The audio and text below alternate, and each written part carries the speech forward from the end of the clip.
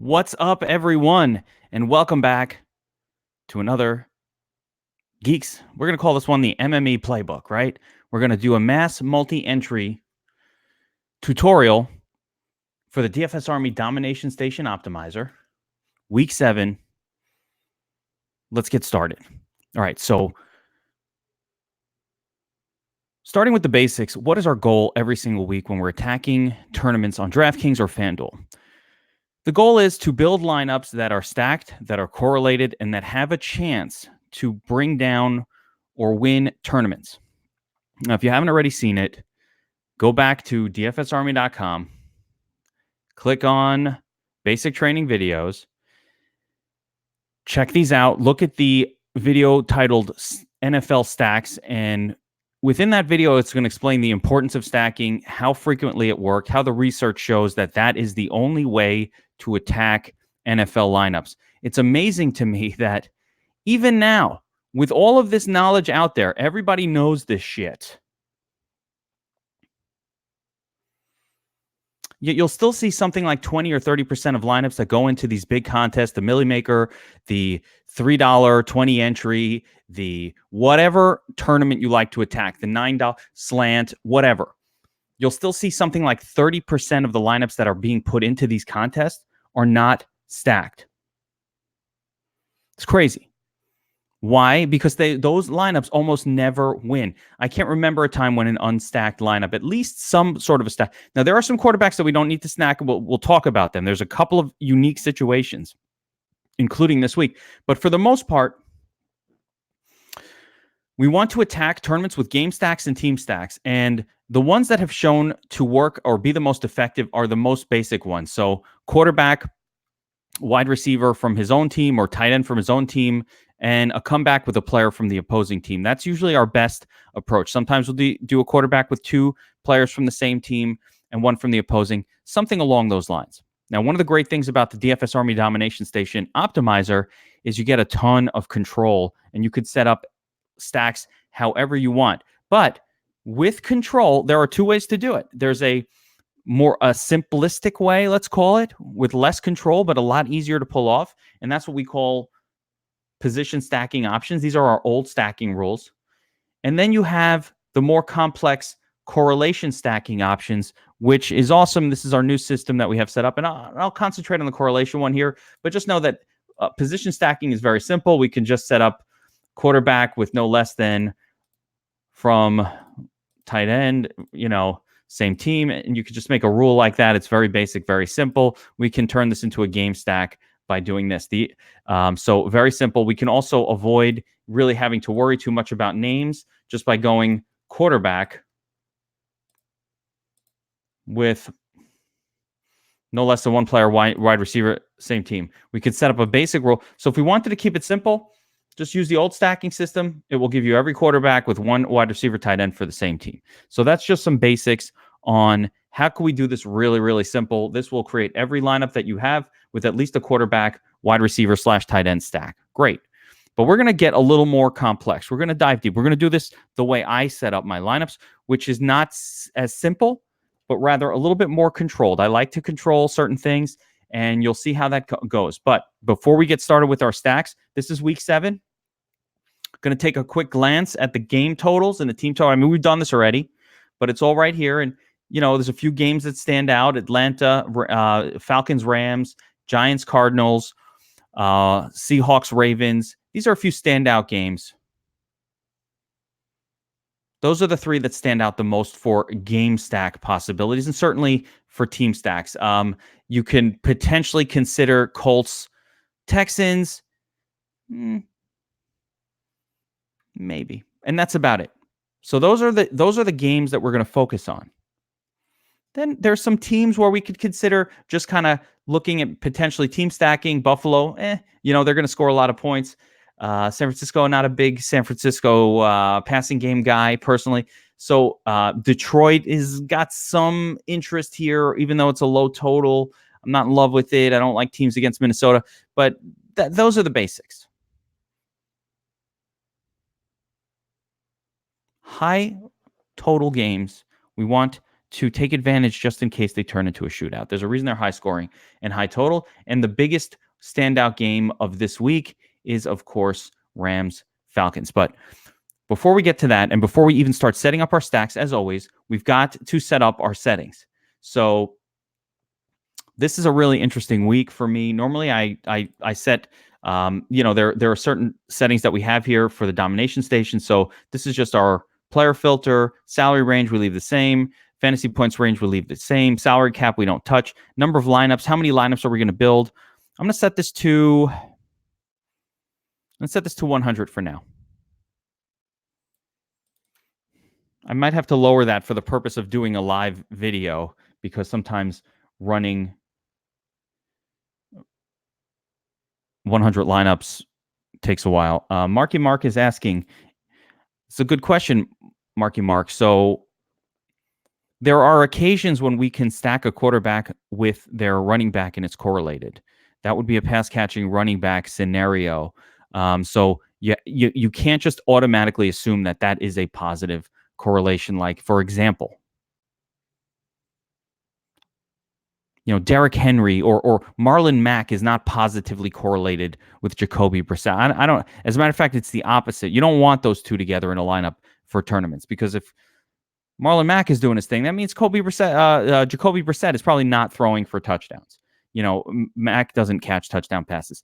On the flip side, there are other running backs that could be considered correlated, like Leonard Fournette. He's catching 6-7 passes a week. That's correlated with the quarterback. So, okay, Minshew. So that's why when I was showing the universal, as a universal rule, no, I would not include running backs. But as a one-off situation, depending on the scenario, like, for example, Kyler Murray is probably more highly correlated with David Johnson than anyone else because David Johnson operates as a de facto wide receiver in that offense.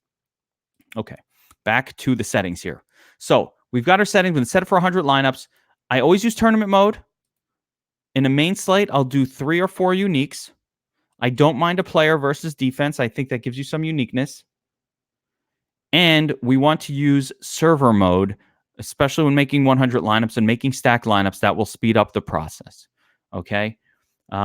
Here's an interesting setting here. So one of the settings we can control is the flex position. Normally, if this was FanDuel, I go very heavy running back in the flex. On DraftKings, I'm much more open to it, but normally I do reduce tight end to about 10%. This week, I'm going to make an exception because the tight end position is so fucking stacked. It's crazy. So it's very unusual. It's bizarre. I want a lot of tight ends this week. I like a lot of them. So I'm going to raise it up from my normal 10% limit. I'm going to set it at 35%. I might change that later on. But for now, I'm going to set it at 35% because I really like the tight ends from this week. Now, how do we get started? First things first, we got to filter through our players. This is a big step that a lot of people miss. So let's get it right, guys. Start off position by position group. We're going to uncheck everyone. Use this button. It unchecks everyone. Very easy. Now we're going to check back in any players that we want to allow into our pool. Alvin Kamara, questionable. Probably not going to play, but as of right now, he's showing up in the pool because he's not ruled out. I am ruling him out. I don't want him. Uncheck him. Aaron Jones, not on my list this week.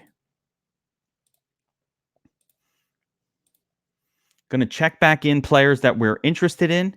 Wow, Todd Gurley, fucking A, right? We're going to have to make a decision on him. But we're going to check back in players that we're interested in allowing. What is this, FanDuel? Of course. I want to do this Draftkings, so we're gonna shift over to Draftkings, guys. Whoops. Luckily, I can do this fast. So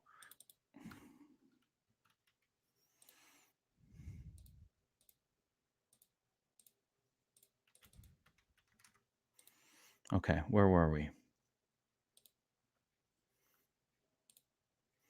Again, I'm just going through the player pool. I'm gonna remove players I don't want to use. I'm gonna X them out or uncheck them. Again, we have to consider Todd Gurley this week, as sickening as that is.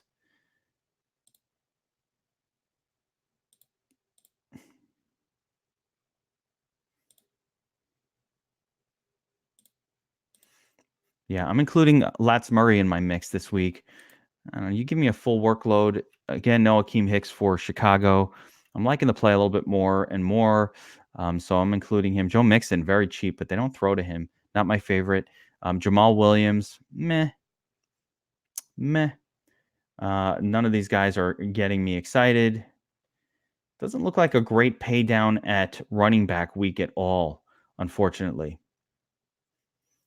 So a lot of these players are just coming right out of my personal player pool that I publish on dfsarmy.com. You guys have the player pool in front of you. You can always just use this if you need to figure it out.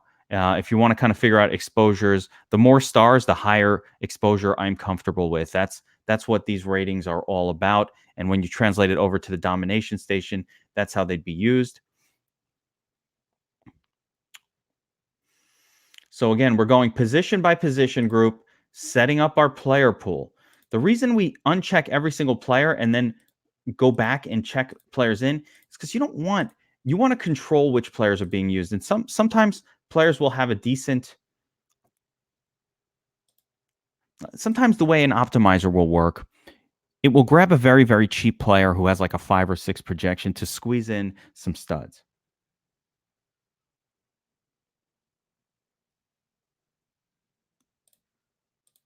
So we have to be aware of that and control for it. You don't want to have really just the worst of the worst kind of players in your player pool, because what's going to end up happening is they're going to be all over your lineups, peppered in everywhere. And that's just a bad scene.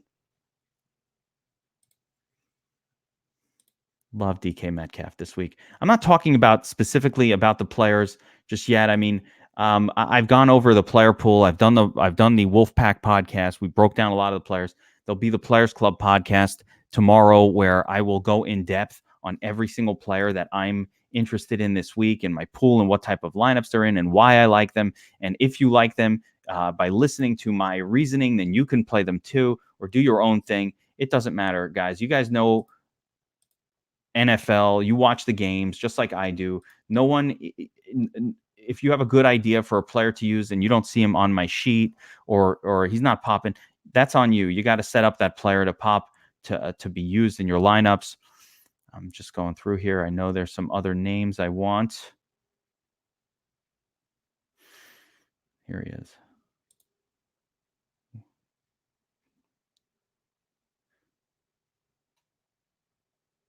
Yeah, there he is. Even Jerron Brown is playable. Crazy as that. So we've got our wide receiver pool all set up. We haven't even gotten to working on exposures or anything, but we're just setting up our player pools by position initially so we don't wind up with a bunch of garbage in our lineups that we didn't want to use this week.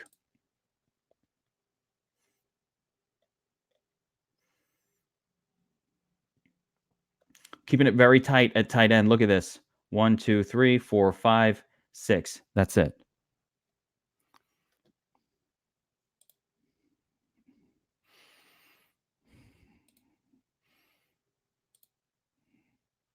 In tournaments, if you had Skylar, if you have Shark and Fournette in the same lineup,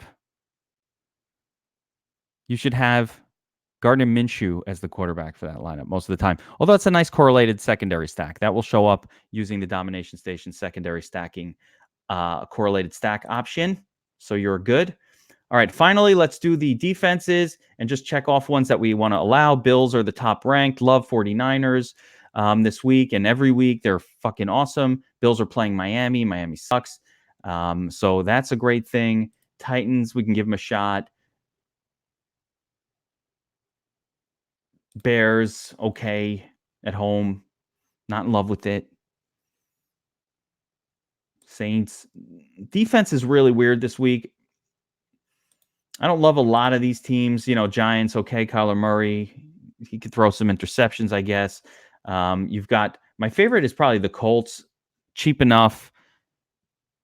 Facing a Texans team that takes a lot of sacks. If you want to just randomly pay down for no good reason and just take the donut,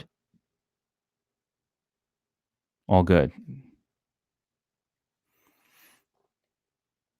I was trying to see if I missed anyone.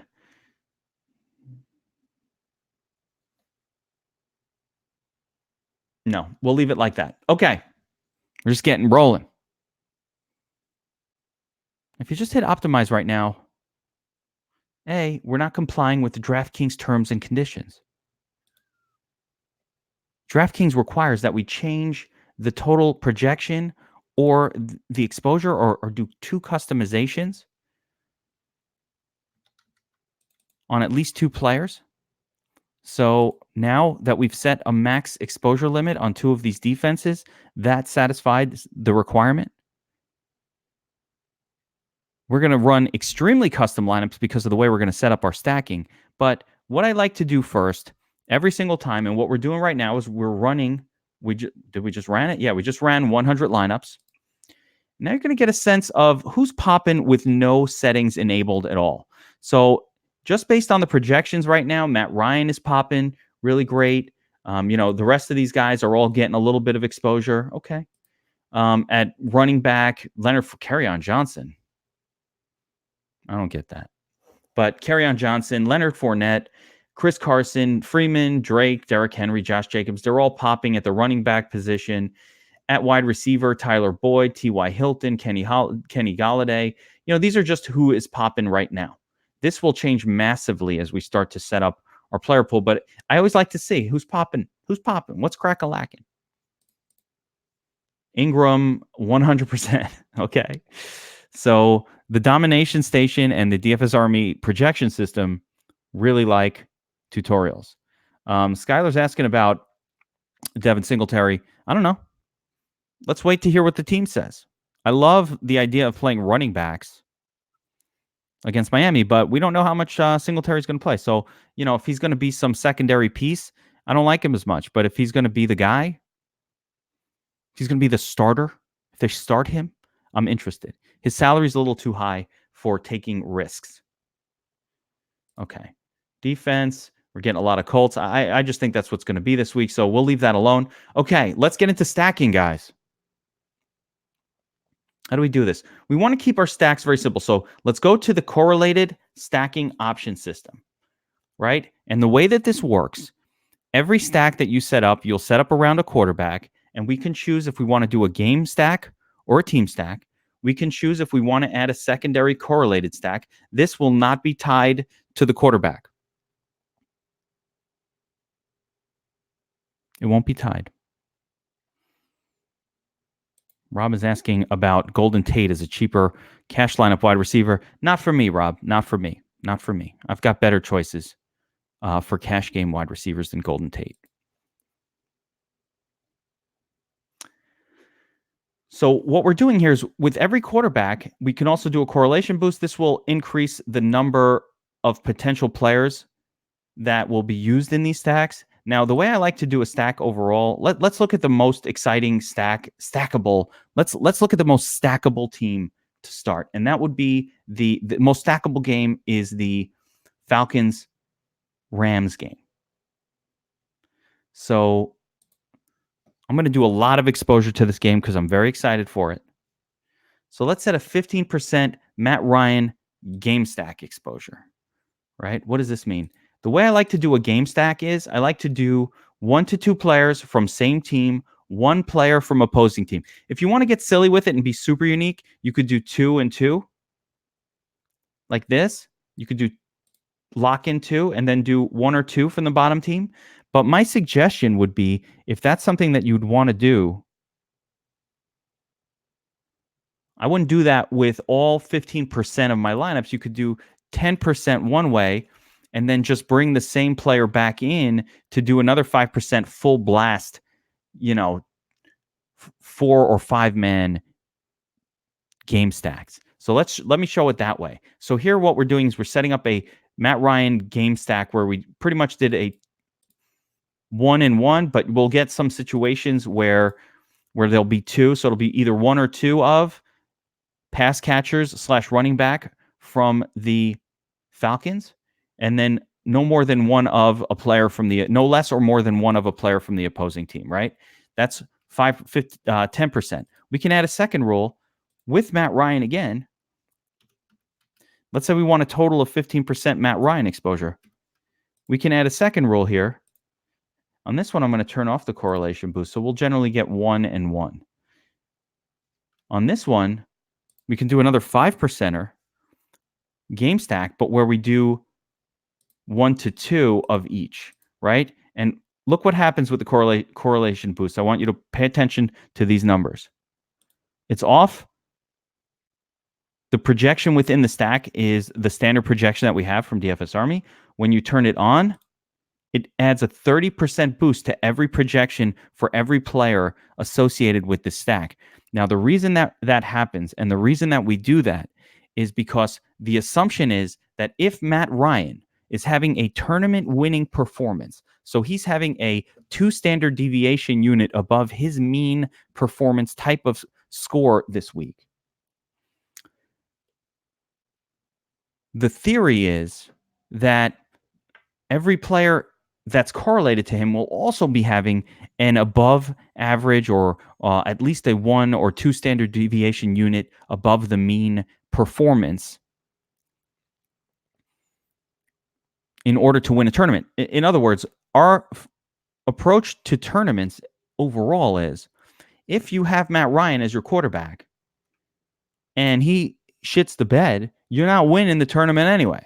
But if he's exploding, if he just has an average game, you're also probably not winning the tournament. But if he's exploding, you probably are. And if he's exploding, that means the players around him are exploding. And it's important to note that the highest correlations are not between quarterback and WR1.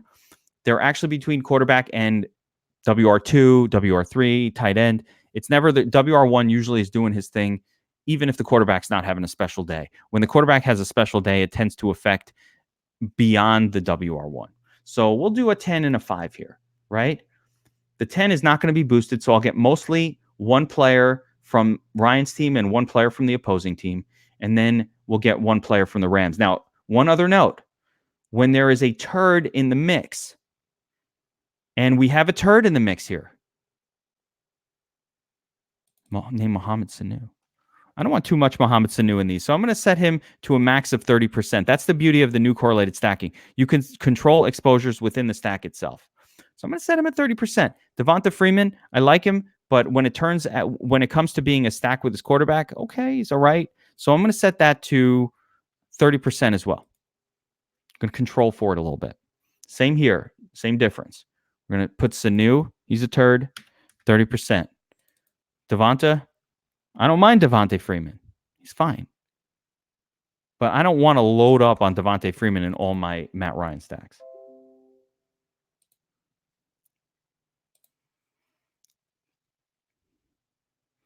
Skylar, until I know who the running backs are for the Rams this week, I'm not able to answer that question. But I don't mind Devonta Freeman. Oh, Todd Gurley. Yeah, that's another guy. I'm definitely not interested in him in Matt Ryan, in Jared Goff stacks, but I don't mind him in a Matt Ryan stack, assuming he plays. We'll have to see. Obviously, today's Friday. Luckily, we can make changes throughout the week. So the other quarterback that we're excited by, Jared Goff from this game, going to do the same exact thing. We're going to do 10% with a basic game stack. No correlation boost. We'll do kind of a 1 and 1 or sometimes 1 and 2 and 1 type stack. And then we'll do another 5%. Now we could do another 10% on it, but we'll do another 5%.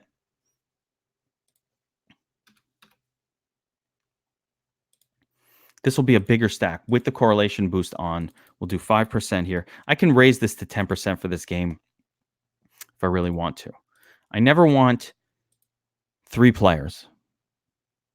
It's very unusual that I would ever want to stack with 3 players from one side and 2 from another. It's too many.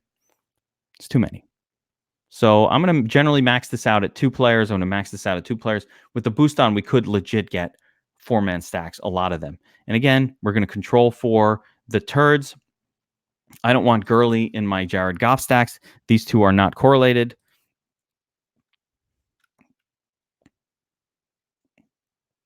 And we'll see how they come out. I don't want too much Mohamed Sanu in a stack like this. Even that's too much. Okay, we've got 30% of our stacks already set up with this game. Let's keep it rolling. Actually, what I like to do at this point is just give it a quick run. Make sure we didn't put any settings in that are going to bog down the tool, right? So I like to give it a little run, and you can also start to get a sense of some within the stack exposure. We're not going to go too crazy with messing it with it right now, but you'll start to get a look at some of these combinations. So, we're seeing with our Matt Ryan game stacks, Sanu, Cooper, Hooper, Woods, Hooper, this, Freeman, Sanu. We're not getting we're not getting a whole lot of Julio Jones here. Now we're getting some two-mans, a lot of Hooper and Jones combinations here. So, we'll continue to refine that, but at least we can see what the actual combinations are, and we can refine and adjust, like when we take our time with it. But let's continue rolling through these.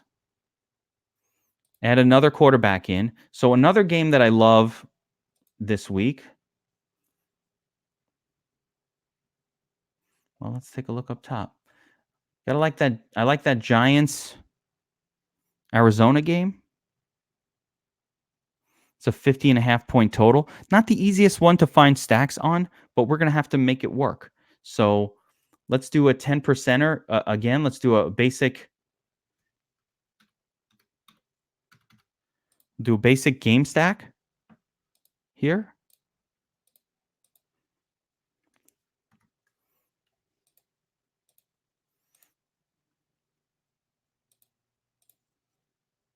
Kyler Murray, 10%er.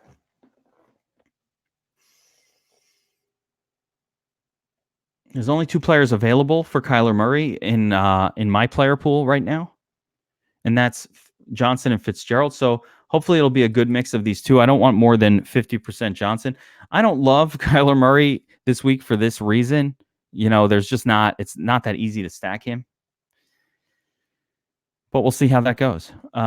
Ingram will be very popular, so he should probably be the number 1 choice here in these stacks, but I'm sure we'll get some Golden Tate and some Saquon Barkley shares, and then we'll do another one with Daniel Jones.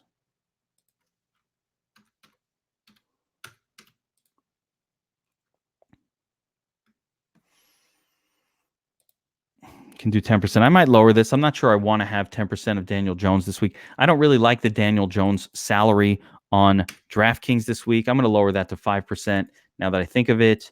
We'll do a game stack with 1 from the opposing team. We don't want to go too crazy with these stacks. Okay, now here's one I love. Russell Wilson. I love this game. I love this total. Here, I'll make the screen bigger for you guys. I love this game. I love this total. I love everything about it. 49-point total, very close spread. And the beautiful thing about Russell Wilson, and it really is a beautiful thing, is whenever Russell Wilson is facing a team that can score, he scores. So he's the perfect kind of quarterback that's correlated with his opponent.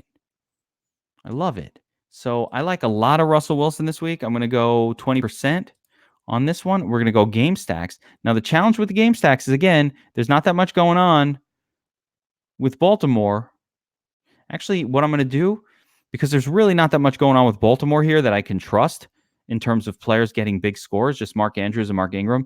And Lamar Jackson can just figure out ways to score. Ben, Ben has a really good question asking about setting exposures. We haven't even gotten to that yet, but yes, what we're going to do once we're finished setting up our stacks is then we're going to start to pay attention to ownership projections within each of the categories, wide receiver, tight end, all of that. And we're going to start to look at those. And as we have players that are popping for 80%, 40%, we're going to see our exposures. We're going to compare them to the ownership projection, and we're going to make decisions whether we want to be over or underexposed to certain players. And I will tell you this, historically speaking, as well as for the entirety of this season so far, going heavy on wide receivers that are projected for 20 or more % ownership has busted at about an 85% clip. So one sharp way of playing, and we talked about this on the Wolfpack DFS Army VIP only podcast this week, was you just don't want too much exposure to any wide receivers because they're very volatile, more so on FanDuel than DraftKings, but they're very volatile and they bust at a very high rate. So whenever the field is all over a wide receiver, and they're on the wide receiver for good reason. It's not like the field is just on a guy because they're stupid or it's groupthink. They're on him because he seems like he's in the best spot ever, a.k.a. DeAndre Hopkins last week, a.k.a. maybe T.Y. Hilton this week.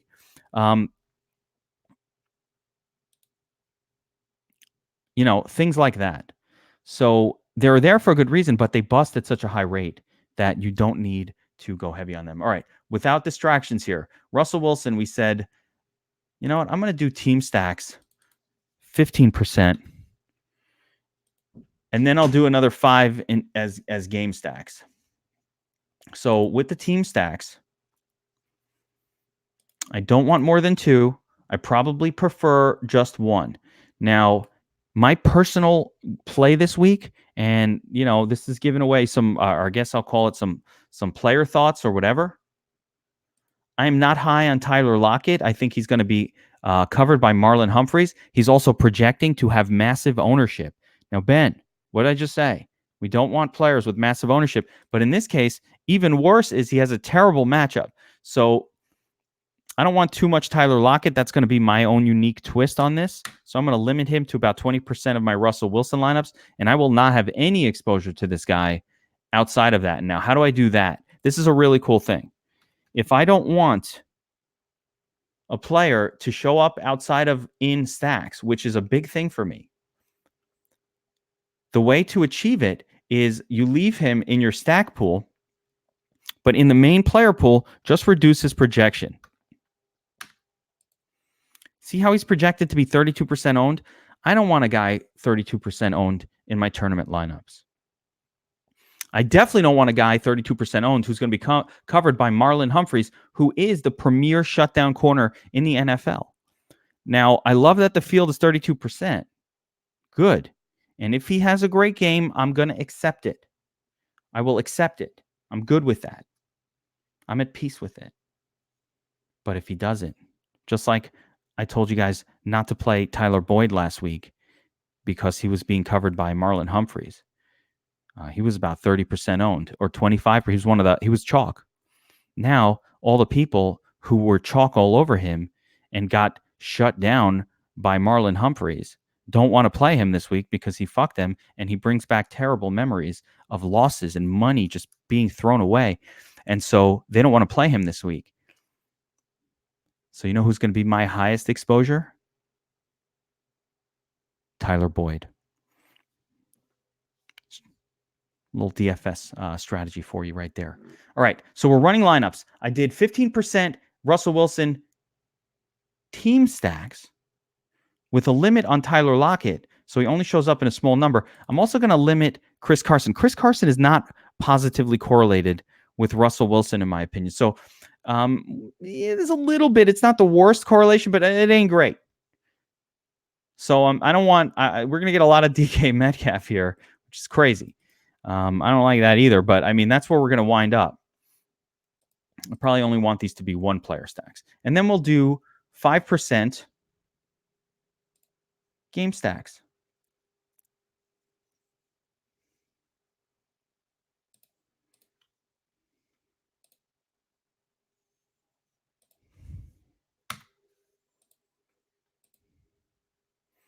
When we game stack, again, and with Wilson, I just really want one of his players. But when we game stack, same deal. I'm going to limit Tyler Lockett because that's my approach for week 7. I'm just not going to have too much of him. I'm going to limit Chris Carson. And then let the game stack do what it wants to do. Okay, now we're at just 20. Got to count them up. 25, 35, 40, 50, 55, 65. So we've got about 65% of our stacks for the week covered. Skylar's asking about Auden Tate. Yeah, he's fine. Yeah, he's a fine play. He's been getting between 6 to 10 targets a week. Last week, his target share was a little higher because Boyd was covered by Marlon Humphreys. For that reason, that's one of the reasons why I like DK Metcalf a lot. That and Will Dissly being gone. With Humphreys on Tyler Boyd, you'll see newly signed Marcus Peters on DK Metcalf. But Peters, Peters gets burned a lot. I don't believe he's that great of a cornerback. So I'm interested in him, and I'm also interested in Jaron Brown for that reason, as weird as it seems. Let's see if we got any Jaron Brown lineups. But with our Russell Wilson stack, if we haven't, we can make that happen. But no, we didn't. So, but what do we get with Wilson? We got the game stacks. In some of the team stacks, we got mostly Wilson with DK Metcalf, and we got our 20% of these other two, just as we set it up, exactly as I typed it in. And then in our game stacks, we're getting Carson, Lockett, and Metcalf with Mark Andrews. That's cool. That's cool. We get a bunch of lineups like that, right? Let's continue to look at our sheet here and figure out what other quarterbacks we want exposure to. Oh, Deshaun Watson.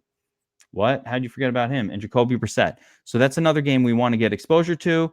Let's go over to it here. Let's add in some Deshaun Watson.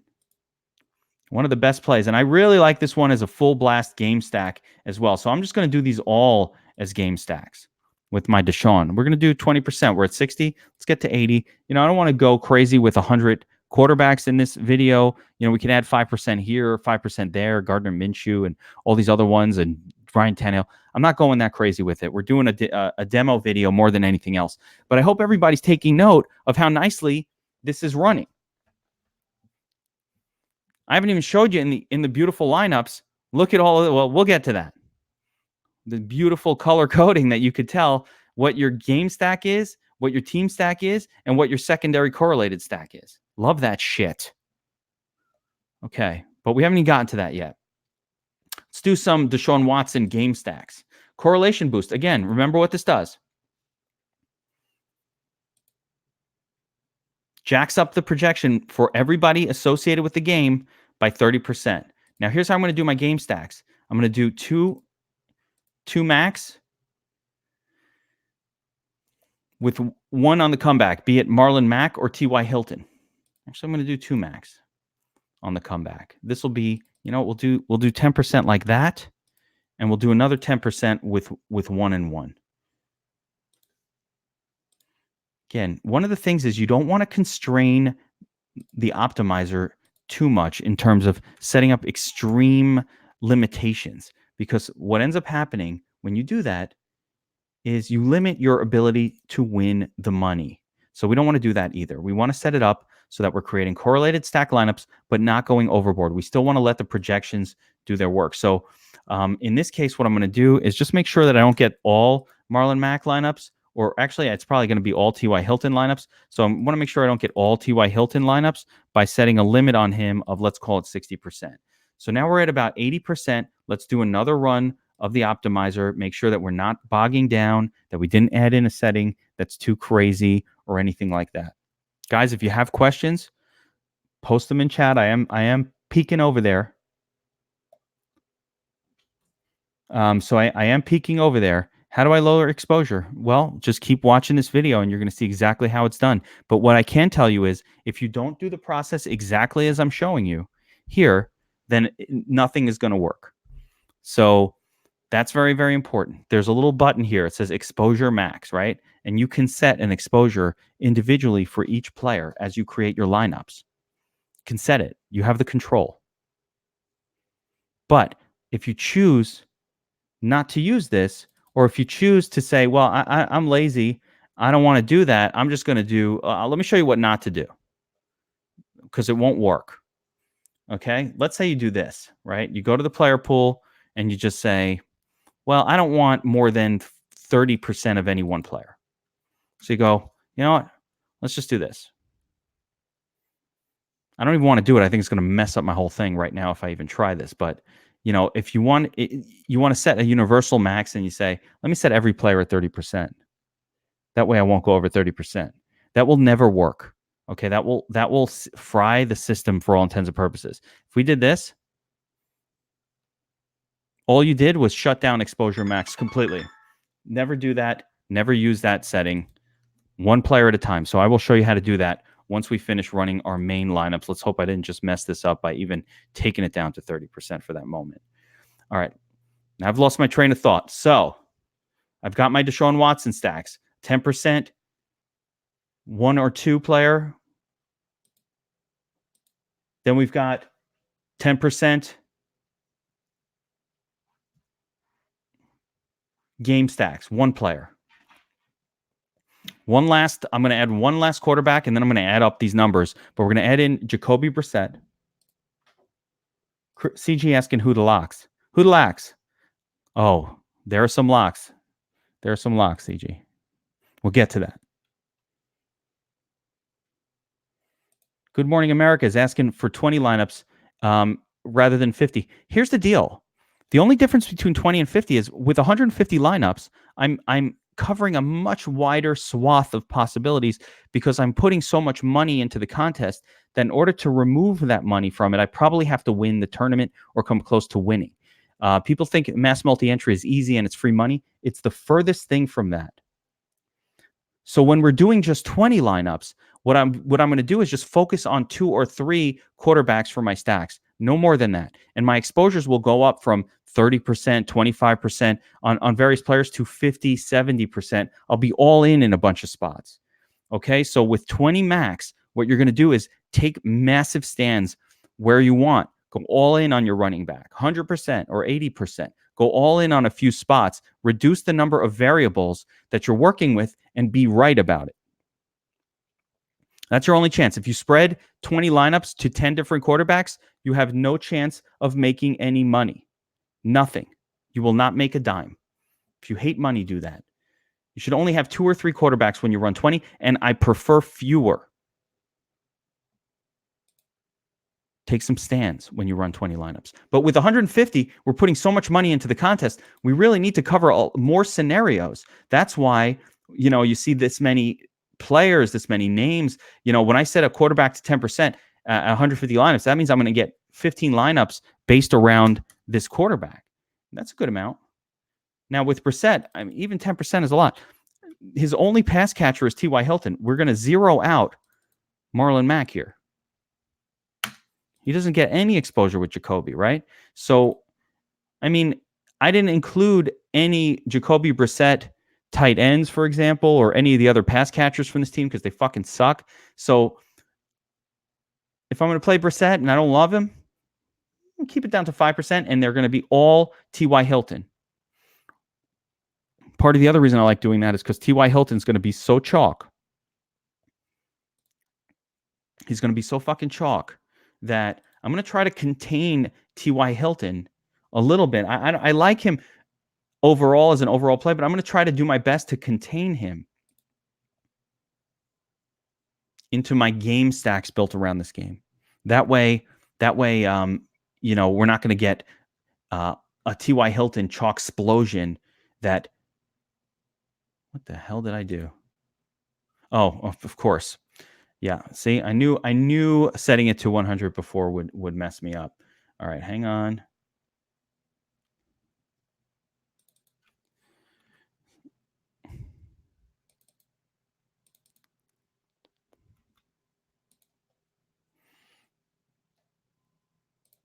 CG's ready to let it rip. I'm ready, man. Let's do this. Okay, we've got all of our quarterbacks for the most part set up. We're running 100. We're running another 100 lineups.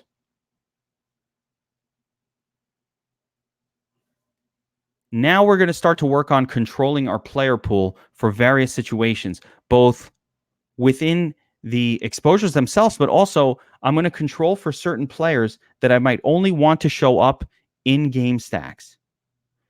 We're going to use the ownership projections to help guide us with this, but this is a very important thing to know how to do and to understand how it works.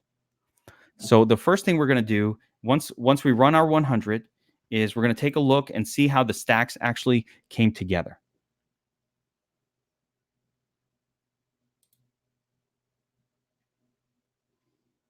There we are.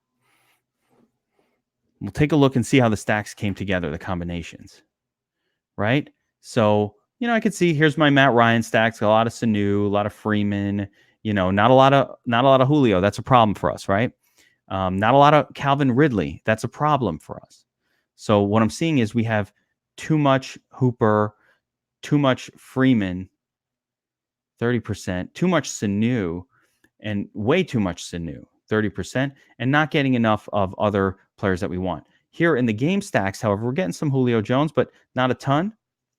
Yeah, actually, we're getting a lot of Julio Jones in the game stacks. How random. That's because the correlation boost is turned on. So let me go up to that original game stack.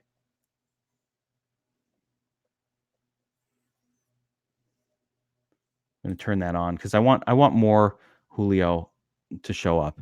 Like, we'll start to kind of go through some of these and start to get a sense of what's going on. Here's Cup, just 10% with a lot of Woods, and Brandon Cooks. Again, single game stacks.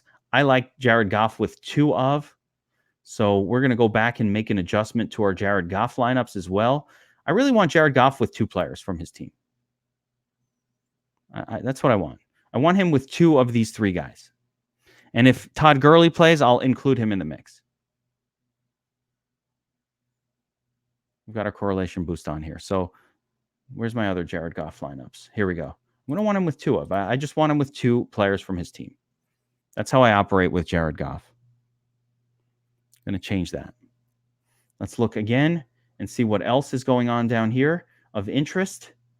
Jared Goff, Larry Fitzgerald, Evan Ingram, that's fine.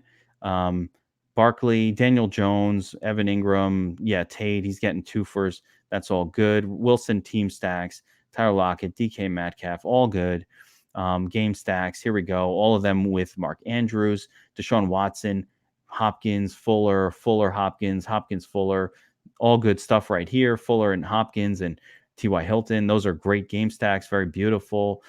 Here's another game stack, Fuller, Hopkins, all good, all good. So these are looking great. Now let's look at our player exposures and start to figure out where are we over, where are we under, what can we do? Running back position, here we go.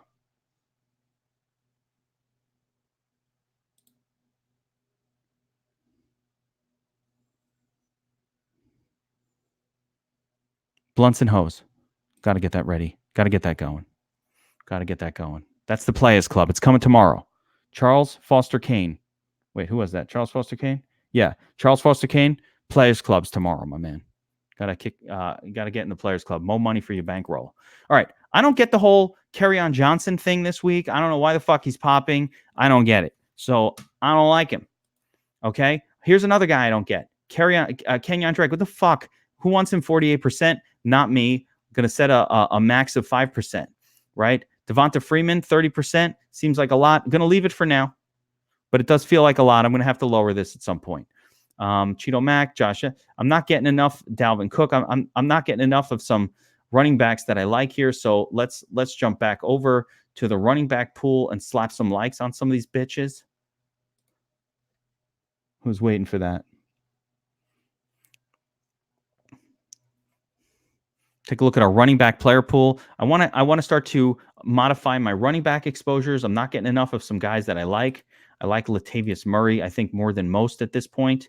I'm going to slap he's not projected as a starter yet. That's what's going on. So we're going to just project him as a starter because that's what I believe he is. Matt Breida is somebody I like a lot. I want to get some exposure here. I'm going to raise that up. I don't like Kerryon Johnson at all this week. I don't like this projection. I get it. He's showing up high, but I'm actually going to I've lowered his max exposure, but I'm going to lower his projection as well, just because it helps the optimizer when you massage it in that method. Gurley, Chris Carson's good. Yeah, Fournette. I do want some more Dalvin Cook exposure than I've been getting. I do want some more Saquon Barkley exposure than I've been getting. I'm going to slap some likes on those motherfuckers. Now, let's see what else is happening. T.Y. Hilton projected at 20%, and I'm getting 70%. I don't want 70% exposure to a player like him, even though I like T.Y. Hilton very much. this week. So I'm going to lower his projection down and see how that affects things. Tyler Boyd, I'm leaving up here. He's going to be one of my conviction plays. I'm just going to load up on that motherfucker and hope that the ownership stays this low. Let's see what happens with these guys. I like Hopkins. I don't want to mess too much with guys that are tied into some of these stacks in terms of setting max limits on them. That messes up our stacks. So you're better off controlling these guys by adjusting the projection itself, especially players that are tied into certain stacks that you've set up. Cooper Kupp is another guy I want more of. So I want him even outside of my Goff lineups. So we'll make an adjustment there. John Brown, Sanu. We're just rolling through these. Here's another problem situation for me. I love the tight end position, but I mean, 91% of one pass catcher, it's a little bit much. It's a little bit much. I like these other guys quite a bit. Defense, do I really want 40% Giants? No. They're projected to be 0.37. So I don't know if that's going to hold, but let's set them at 10. Do I really want 26% Dolphins when they're probably going to get me a 0 or close to it? No. Let's go 8% because they're cheap. Okay. Do I want 25% Colts? Sure. But I'm going to limit it there. So let's run it again with all of these new settings in place. And oh, that's a good question, Hunter. I don't use min and max together. That's a very, very important thing to note. So give me a specific turd that you're talking about, and I'll show you how I make him show up 5% of the time and exactly 5 hard cutoff. Give me a turd name, Hunter. Pop a name in there. I'll slap a fucking projection on that bitch, and you'll see how it works. Check it. Let me pause for a second and look at these beautiful lineups, guys. Look here. Kyler Murray, Fitzgerald, Evan Ingram. That's a game stack. Here's a secondary correlated stack right here. This is what tournament winning lineups look like. There's a fucking tight end in the flex. Are you nuts? Who does that? Hunter Lazard, only 5%? I thought we want more than that. All right. Let's work on that. But look at this beautiful lineup. Look at this beautiful Wilson, Metcalf, game stack, team stack, Fournette, Boyd. It's going to be a lot of Fournette, Boyd because they're our secondary stack almost always. Carson, Mark Andrews. That's a secondary stack right there. Tight end, opposing running back. Look at that. Fournette, Boyd. You're going to get a lot of those. Kenyon Drake, Cole Beasley. A really ugly secondary stack, but it is a secondary stack. Damn, that's a lot of Fournette, Boyd. Crazy. Yeah, it's all Fournette and Boyd. So, yeah, when you have two guys from one game that you love as much as I do, they're going to show up a lot. All right, so Hunter wants to know how to get Lazard in 5. Now, I like Lazard more than 5% of lineups would indicate. So let's be clear on that. But he hasn't projected as a starter just yet because there are still some situations up in the air.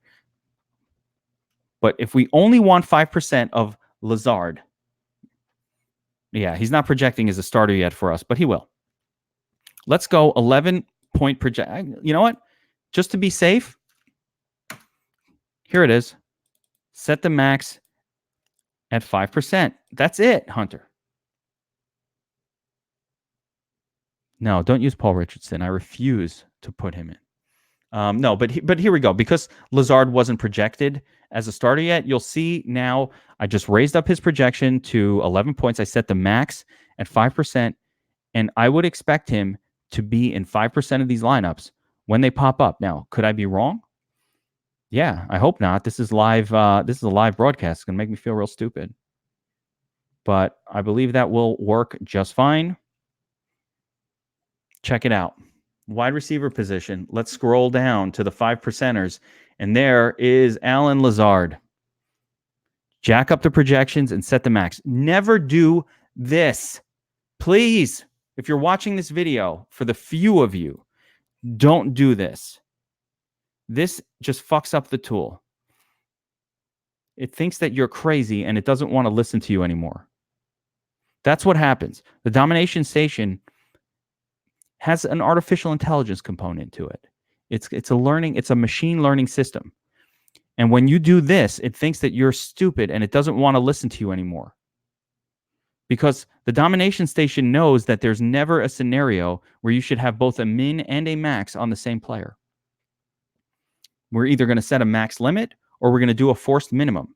But to do both makes no sense. There's no reason to ever do that.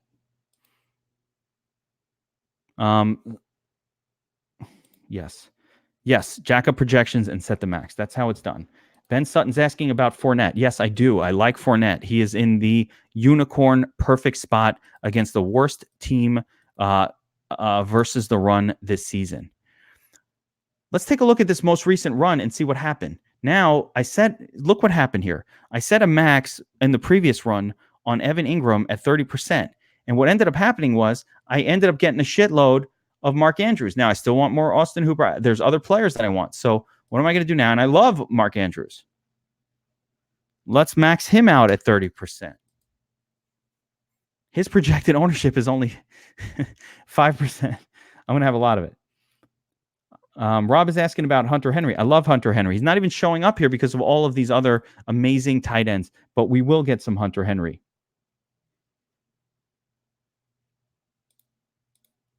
CG, is your Onslaught Stacks article out yet? Because love that article. It's a freebie. If you guys anybody's watching this who's not a DFS Army subscriber, CG's Onslaught Stacks is a wonderful article and it's open to the public, so should check that out.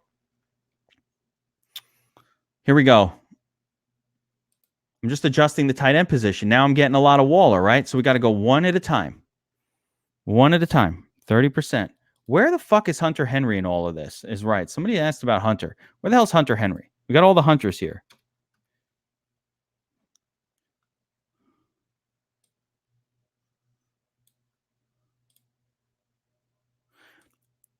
Just FYI for you guys watching, one of the adjustments that we're working on right now, we got a whole bunch of updates, constantly upgrading the Domination Station. One of them is to put the position filter down below where the lineups are. Like, this is a new system and scrolling all the way up. So we're going to move that down to here so that you don't have to scroll up for it, because quite honestly, it was annoying the shit out of me personally. So let's slap in a door on this this guy here. I'm surprised that he's not showing up, but the problem is those other tight ends are in such great spots that it's really been difficult to get any of these other tight ends to show up. So let's give it another run here. And that's how I do it, by the way. Notice how many times, if you guys are watching this, notice how many times I run the tool over and over again. How many times I run it. I'll run it 50 times before I'm done, maybe more. Hunter's asking if I can force it to scroll through the defenses. Can you force it to use every defense? I don't agree with doing that. I'm not going to set it up to do that. But what you might want is like to scroll through the defenses for every quarterback, kind of stack and do something like that. But no, there's no real way to force that to happen. And no, I don't want to just use every single defense. Absolutely not. I don't want you to do that. I don't want anybody to ever do such a thing. You have to choose. You got to take stands in DFS. Don't have more than 10.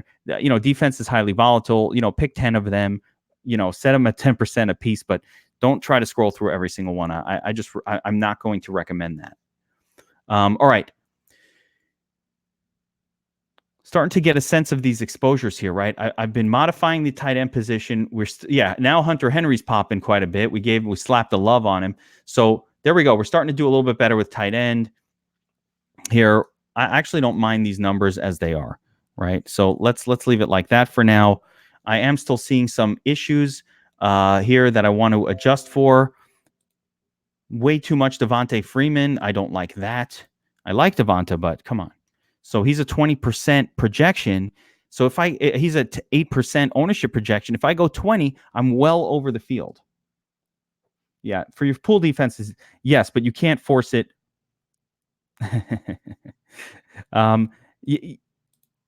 Wait, yeah, hang on. Absolutely, guys. Listen, defense is so volatile. When you pay 4,300 for the Bills, if they don't get you 15 to 18 points, then you basically wasted a lot of salary that somebody else playing the Colts at 2K isn't going to get. He'll have 2,000 more than you to spend. Now, what if the Colts get 6 points and the Bills get 12?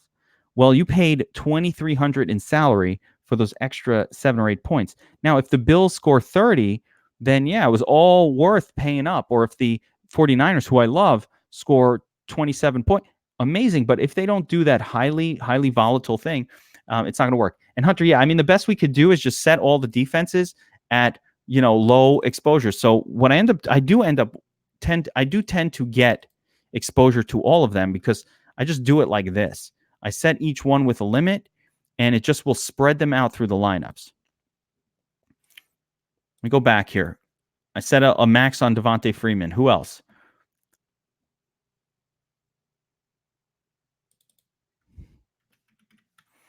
Each time we run it, let me also check my uniques here because I feel like I don't have enough uniques going on here, and that might be part of the. Yeah, there we go. Okay, now watch what happens now. Watch the nice spread of exposures we get. I should have done this. I think I did this when I had it on FanDuel, but I forgot to change it. When I do a main slate with 11 games, I don't mind 4 uniques. We're going to get a nice mix of players, and the area that I want the most diversification in is quote unquote pass catchers. So wide receivers and tight ends to a smaller extent, but definitely at the wide receiver position.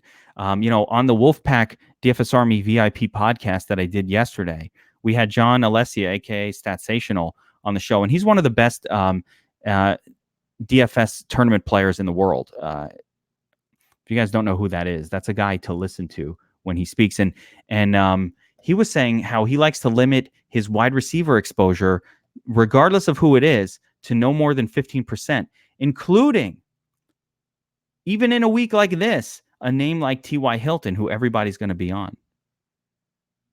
So T.Y. Hilton, by the time it's Monday, by the time it's Saturday or Saturday night or Sunday morning, and these ownership projections update again, I believe will be up well over 20%. It's going to be the most popular. We've got DeAndre Hopkins here. Now, DeAndre Hopkins has burned us enough recently that we might say, you know what? I'm not so sure I want a ton of him in my non-Deshaun Watson lineups. Now, let's say I didn't want any of him in my non-Deshaun Watson lineups. I could just lower this projection quite a bit, and he'll still show up in our pool, in our Watson lineups, because we're controlling that specifically right over here. That's not being controlled by this main player pool. So if I want a player, look at these other guys.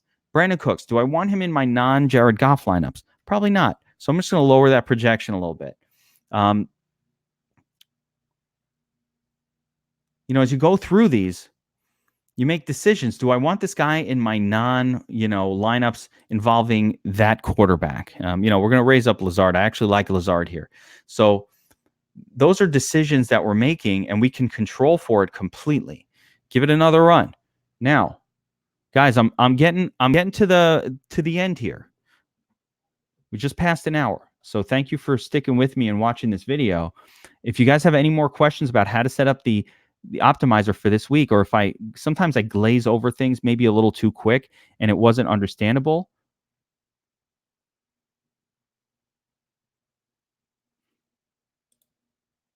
let me know if I did any of that, and I'll go over it again more clearly. I mean, I'll at the end, you download your lineups, you upload them, it's all good. Oscar is asking about Kamara and Cook officially ruled out. Better to change exposures on Murray or Bears defense?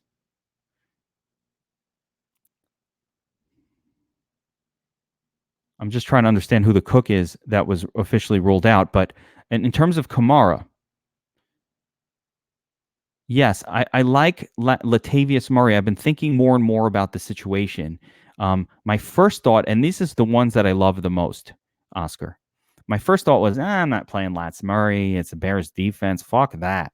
Right? That was literally the first thought that went through my head. But then I started to think a little bit more.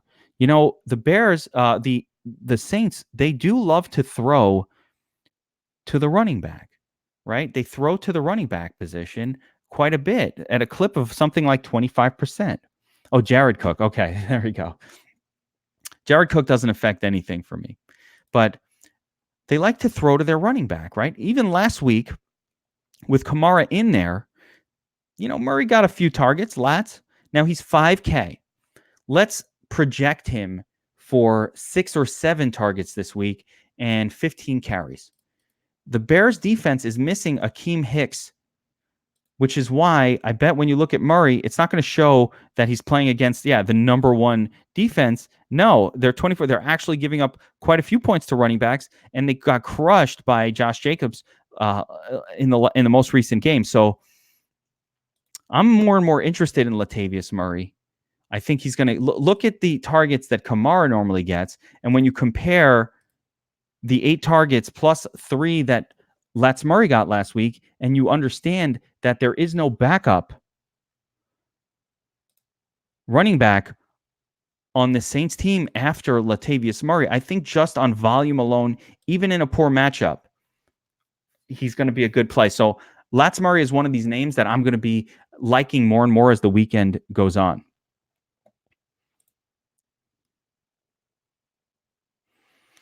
Huntmaster, another hunter.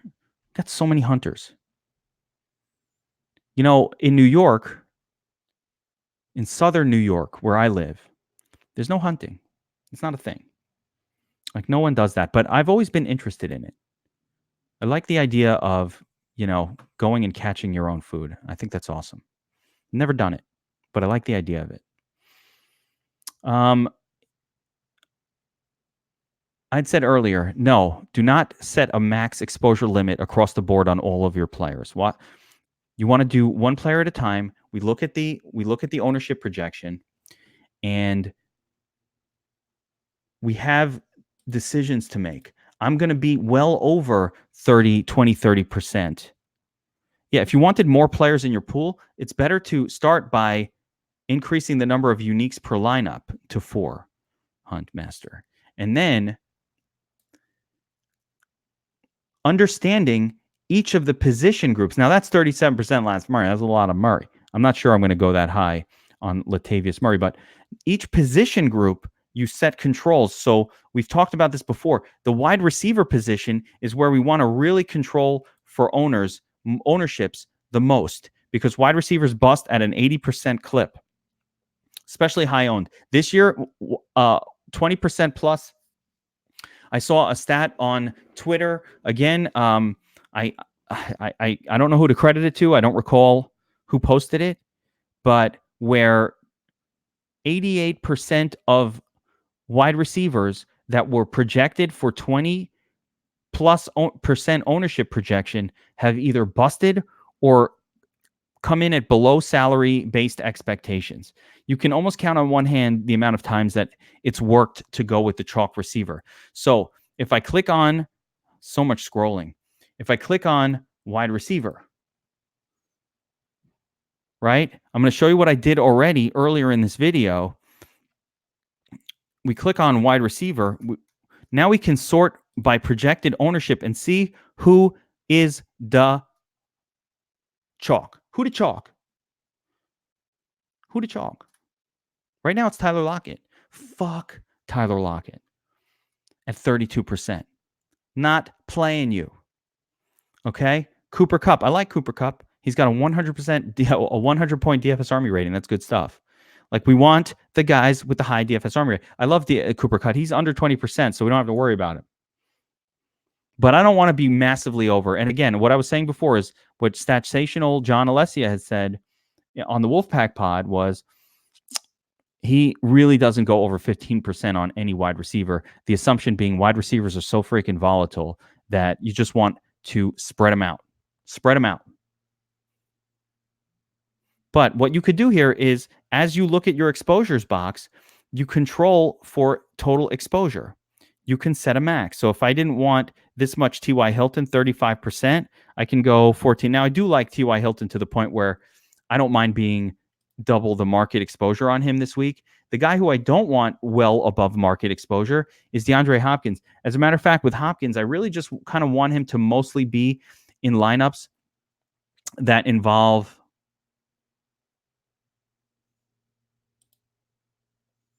his quarterback. So I might just go 17.5.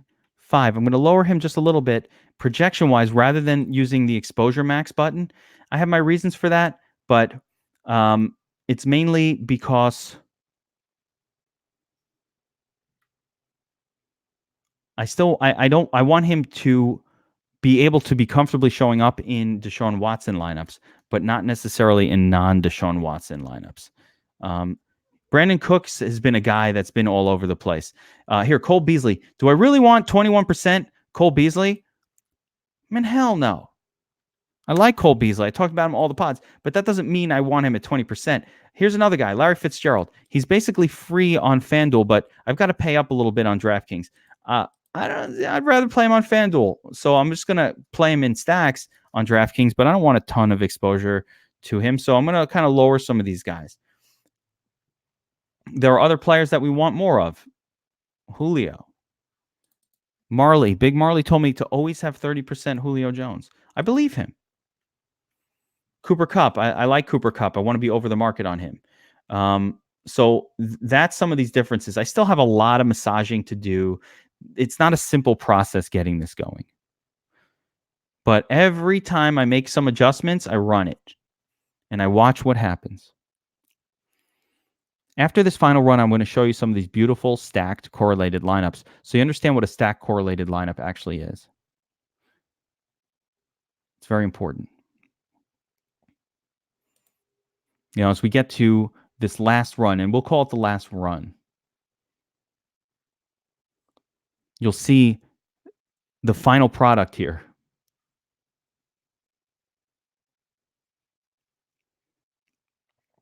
Beautiful stacked lineup. So check this out.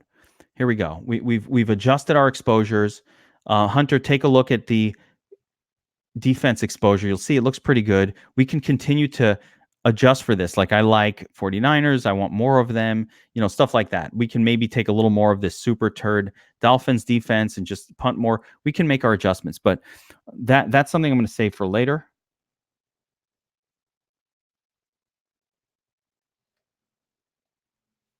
But what I want you to show with these beautiful stacked lineups, look at this. Ryan, Freeman, Kupp, Jones, that's a game stack. Then I've got a correlated secondary stack. Carson, Mark Andrews.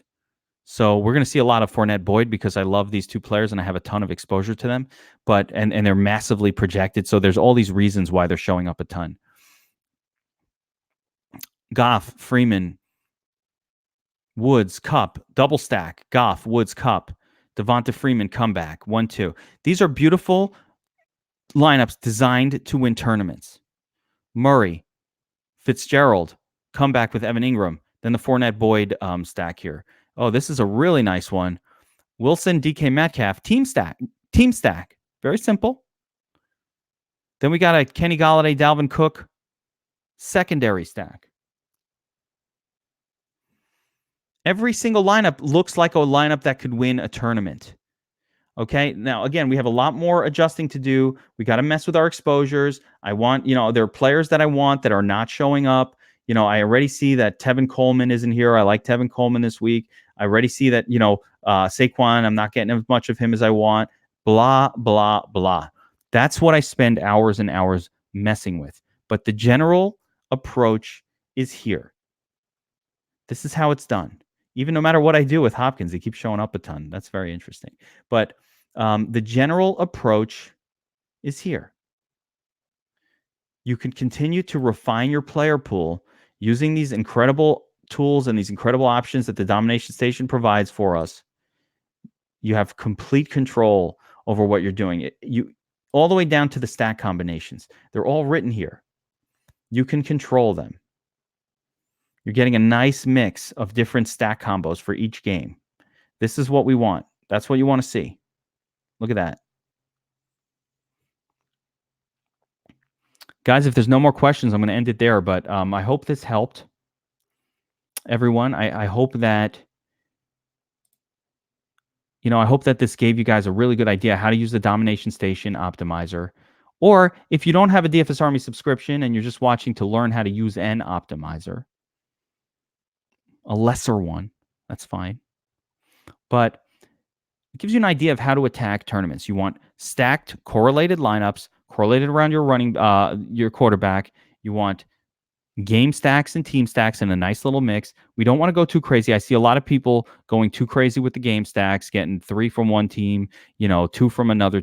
Don't go that crazy. Keep it simple. When you say min exposure, Hunter, I'm not following what you mean. Are you talking about with the quarterbacks themselves? Like, be more specific here, because I almost never use the min exposure setting outside of the quarterback position in NFL. There's almost no reason. There's basically no reason to ever use it.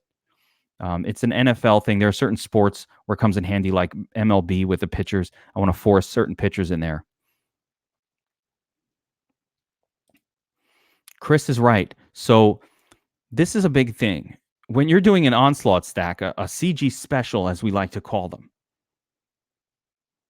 you don't want to make 150 lineups that way. They're very boomer bust. They're even more boomer bust. Like, these are enough. These look like lineups that have won tournaments. Even just doing a game stack sets you apart from the field most of the time. Having a secondary correlated stack sets you apart and gives you uniqueness. You don't have to go crazy with an insane onslaught. I like a few onslaught lineups, which is why we did the 5% big sort of onslaughts on a couple of these games, especially the Falcons Rams game, which calls for onslaughts, a game like that. But it has to be special situations, and a 55-point game total is that kind of situation. So that's where you want that crazy onslaught stack. But we don't want to do that with every single lineup we throw in there, because what's going to end up happening is at times you're just going to put rules in place that are going to remove you from the possibility of winning the tournament. So we don't want to do that completely.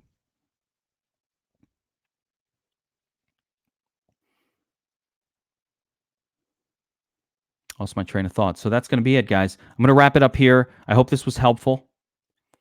If you're watching this and you want more, you want to ask me questions, and you're not a DFS Army VIP subscriber, let's say you're a DFS Army Lite subscriber and you're watching this, write into the website and ask about upgrading to VIP. Lite is for very, very experienced players that only need tools, that don't need coaching, that don't need help, that don't need cheats, that don't need breaking news. There's so much we do that you're missing out if you're a DFS Army Lite subscriber. Signing up for DFS Army Lite is like using min exposures. Don't fucking do it. Become a VIP, get the chat, talk to CG. Ask me questions in chat. All of our pros, all of our coaches. NBA is coming in a couple days. You crazy? Can't do NBA without DFS Army VIP. I couldn't. If you're watching this and you're not a DFS Army subscriber, what are you waiting for? Get in there. NBA is right around the corner. Crushing NFL this season. Don't know what more to say. And if you are, guys, obviously this is here to help. This is tutorials. So I hope this helped everybody get set up for this week. Please watch this video again and again. Now, if I want to put my lineups into my contest, when I'm ready, select all, download. That's it. Download. We're going to save them, upload them directly into Draftkings. We're good to go. I'm already feeling it, Chris. Preseason, starting to print money. And it reminded me of the fun of NBA and the profitability of it. It's my favorite money maker for DFS. NFL is a labor of love. NBA is like a money maker. So it really is two different things. NBA, I can prep for and make lineups, and I only need to spend about an hour. NFL, I'm beginning of the week, 50, 60, the amount of time that's put into it is crazy, and it's so volatile. You could put all that time in, it doesn't even work. But, a few times a season, NBA is just really different. Okay, that's it for this one, guys. Thanks for joining me. Good luck, week 7. I will be back tomorrow with the Players Club. VIP only, complete slate breakdown, where I'll get a lot more in depth about each player, and it will be on Saturday, and I'll have a lot more clarity on some spots that I'm still kind of sniffing around. Love the Players Club. So get in there. Take care, guys.